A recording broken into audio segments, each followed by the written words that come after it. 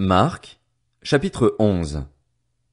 Lorsqu'ils approchèrent de Jérusalem, près de Bethphagée et de Béthanie, vers le mont des Oliviers, Jésus envoya 2 de ses disciples en leur disant, Allez au village qui est devant vous.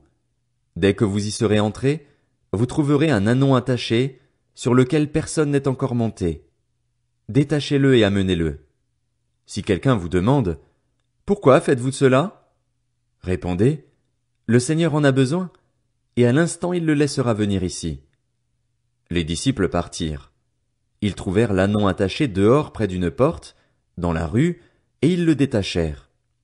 Quelques-uns de ceux qui étaient là leur dirent, Que faites-vous? Pourquoi détachez-vous cet ânon? Ils répondirent comme Jésus le leur avait dit, et on les laissa faire. Ils amenèrent l'ânon à Jésus, jetèrent leurs vêtements sur lui, et Jésus s'assit dessus. Beaucoup de gens étendirent leurs vêtements sur le chemin, et d'autres des branches qu'ils coupèrent dans les champs. Ceux qui précédaient et ceux qui suivaient Jésus criaient, Hosanna! Béni soit celui qui vient au nom du Seigneur! Béni soit le règne qui vient au nom du Seigneur, le règne de David, notre Père. Hosanna dans les lieux très hauts! Jésus entra à Jérusalem et se rendit au temple. Après avoir tout regardé autour de lui, comme il était déjà tard, il sortit pour aller à Béthanie avec les 12. Le lendemain, comme il quittait Béthanie, Jésus eut faim. Il aperçut de loin un figuier qui avait des feuilles et alla voir s'il y trouverait quelque chose, mais quand il se fut approché, il ne trouva que des feuilles, car ce n'était pas la saison des figues. Alors Jésus prit la parole et lui dit, Que plus jamais personne ne mange de ton fruit. Et ses disciples l'entendirent. Ils arrivèrent à Jérusalem, et Jésus entra dans le temple. Il se mit à chasser ceux qui vendaient et qui achetaient dans le temple, et il renversa les tables des changeurs de monnaie et les sièges des vendeurs de pigeons.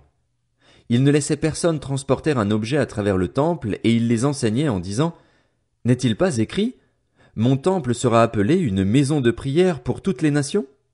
Mais vous en avez fait une caverne de voleurs. Les chefs des prêtres et les spécialistes de la loi l'entendirent, et ils cherchaient les moyens de le faire mourir. Ils le redoutaient en effet, parce que toute la foule était frappée par son enseignement. Le soir venu, Jésus sortit de la ville. Le lendemain matin, en passant, les disciples virent le figuier. Il était desséché jusqu'aux racines. Se rappelant ce qui s'était passé, Pierre dit à Jésus, Maître, regarde, le figuier que tu as maudit est desséché. Jésus leur dit alors, Ayez foi en Dieu. Je vous le dis en vérité, si quelqu'un dit à cette montagne, Retire-toi de là et jette-toi dans la mer, et s'il ne doute pas dans son cœur mais croit que ce qu'il dit arrive, il le verra s'accomplir. C'est pourquoi je vous le dis, tout ce que vous demanderez en priant, croyez que vous l'avez reçu et cela vous sera accordé. Et lorsque vous êtes debout pour prier, si vous avez quelque chose contre quelqu'un, pardonnez-lui afin que votre Père céleste vous pardonne aussi vos fautes. Mais si vous ne pardonnez pas, votre Père céleste ne vous pardonnera pas non plus vos fautes. Ils se rendirent de nouveau à Jérusalem et, pendant que Jésus se promenait dans le temple, les chefs des prêtres, les spécialistes de la loi et les anciens vinrent vers lui et lui dirent, Par quelle autorité fais-tu ces choses et qui t'a donné l'autorité de les faire? Jésus leur répondit, Je vous poserai moi aussi une question. Répondez-moi, et je vous dirai par quelle autorité je fais ces choses.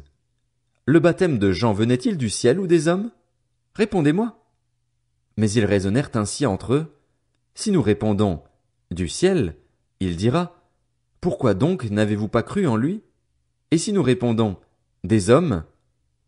Ils redoutaient les réactions du peuple, car tous considéraient réellement Jean comme un prophète. Alors ils répondirent à Jésus, Nous ne savons pas. Jésus leur répondit, Moi non plus, je ne vous dirai pas par quelle autorité je fais ces choses.